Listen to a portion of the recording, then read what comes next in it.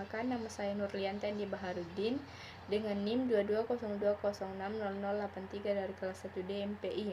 Terima kasih kepada dosen Ali Nahrudin Tanal SPD MPD yang saya hormati.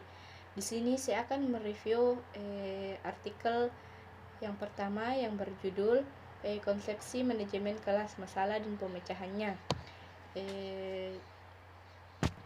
Nama penulis Ahmad Salabi, nama jurnal Ilmiah Kependidikan, volume 5 nomor 2 69 sampai 78 tahun 2016.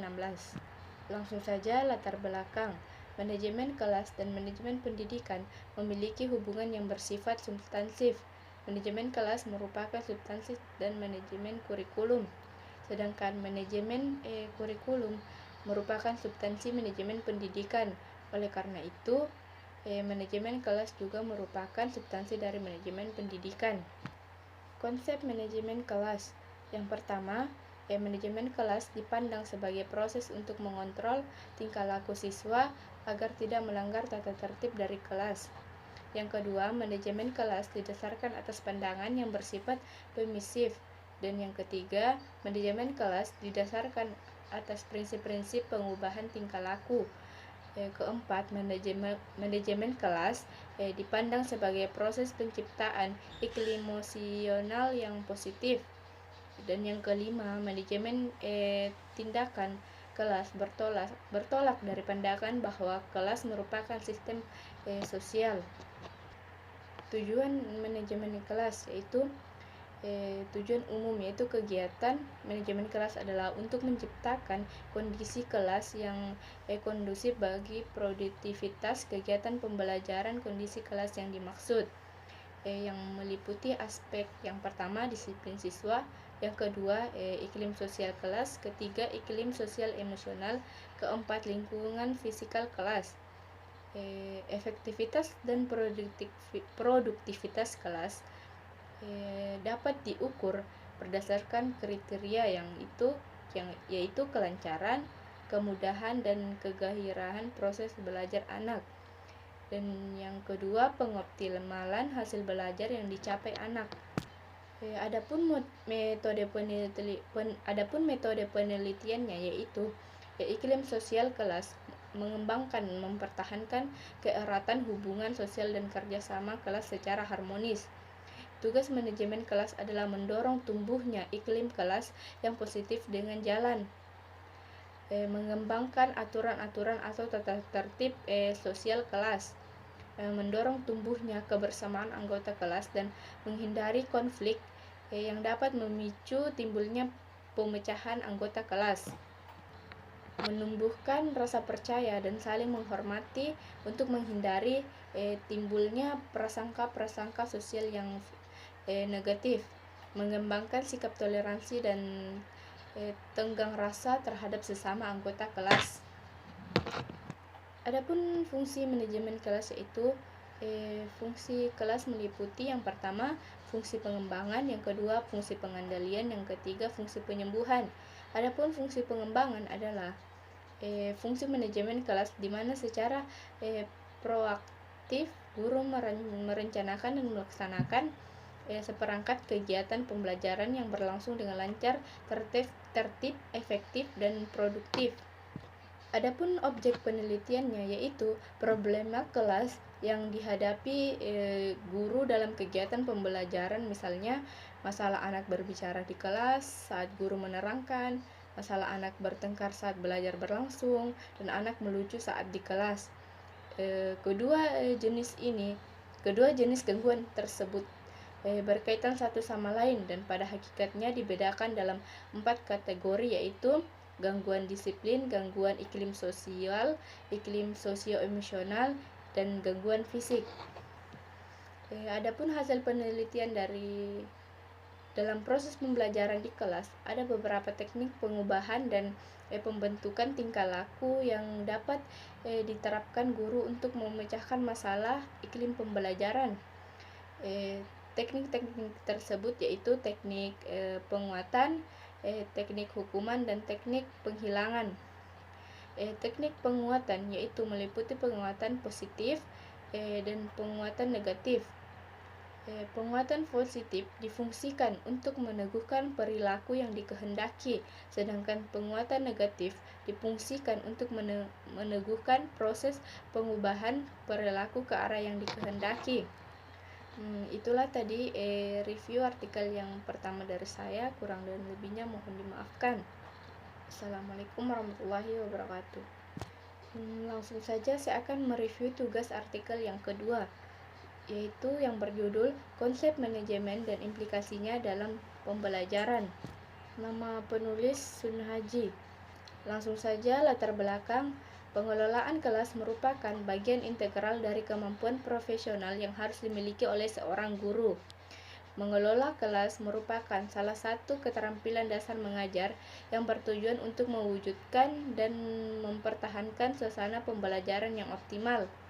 Artinya, kemampuan ini kondisinya yang menguntungkan, menyenangkan peserta didik dan menciptakan disiplin belajar secara sehat.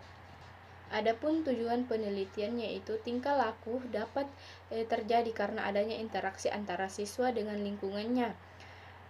Gegne menjelaskan bahwa terjadinya perubahan tingkah laku tergantung pada dua faktor, yaitu faktor dari dalam dan faktor dari luar. Faktor dari dalam yang mempengaruhi belajar siswa adalah keadaan atau kondisi jasmani dan rohani siswa, termasuk faktor jasmani dan aspek fisiologis. Sedangkan faktor dari luar yang mempengaruhi belajar siswa meliputi faktor lingkungan sosial dan non-sosial, termasuk faktor sosial seperti guru dan teman sekolah, faktor non sosial seperti seperti gedung sekolah, letak geografis sekolah, lingkungan keluarga, cuaca, dan waktu belajar yang digunakan. Adapun metode penelitiannya yaitu dalam kegiatan pembelajaran terdapat aktivitas mengajar guru dan aktivitas belajar peserta didik. Antara aktivitas mengajar guru dan aktivitas siswa. Langsung saja konsep manajemen kelas dan implikasinya dalam pembelajaran. Perlunya kemampuan mengelola kelas yang dimiliki oleh seorang guru, karena pembelajaran adalah proses membantu siswa belajar yang ditandai dengan perubahan perilaku baik dalam aspek kognitif maupun psikomotorik. Dampak pembelajaran dapat dibedakan ke dalam bentuk langsung atau proses interaksi antara guru dan peserta didik, antara peserta didik dengan iklim atau suasana belajar yang dikembangkan. Hal ini diperlukan supaya sistematik yang berkaitan dengan pengembangan lingkungan belajar yang diciptakan oleh guru agar tujuan pembelajaran tercapai. Berbagai pendekatan teknik dan kontrol kelas. Menurut Biggs and Telford, guru dapat memilih pendekatan yang berada pada dua kubu yang bersifat ekstrim, yaitu antara Higgs Structure Decisions dengan Low Structure Decisions. Bagian A, Higgs Structure Decisions, suatu keputusan yang ditekankan pada aturan guru dalam menciptakan lingkungan belajar. Di sini siswa relatif sedikit diberi pilihan. Oleh karena itu, aturan-aturan yang berasal dari siswa pun relatif sedikit. Adapun bagian B yaitu Low Structure Decisions. Siswa diberi banyak pilihan dari kesempatan dalam menentukan pengalaman belajar yang akan diperolehnya melalui otonomi yang maksimum.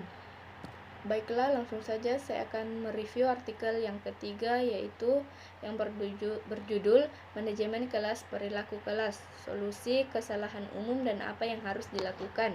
Langsung saja, kesalahan pertama yaitu mendefinisikan perilaku buruk dari tampilannya. Saat mencoba mengubah perilaku buruk, kita sering mendeskripsikannya hanya dengan tampilannya saja, misalnya berteriak, memukul, keluar dari tempat duduk. Mendefinisikan perilaku buruk dari tampilannya hanya memberi kita gambaran yang tidak lengkap tentang perilaku tersebut.